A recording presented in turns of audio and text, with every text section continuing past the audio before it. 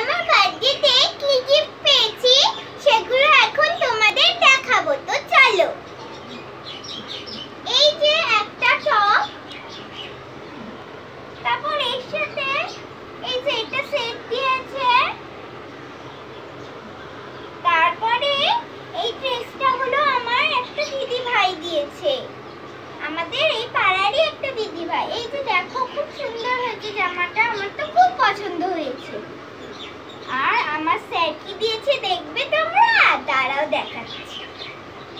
এটা তো খুব সুন্দর জামাটা, এই যে এটা দিয়েছে, আর হলো একটা স্কার্ট দিয়েছে। তো এতটুকু গিফট পেয়েছি।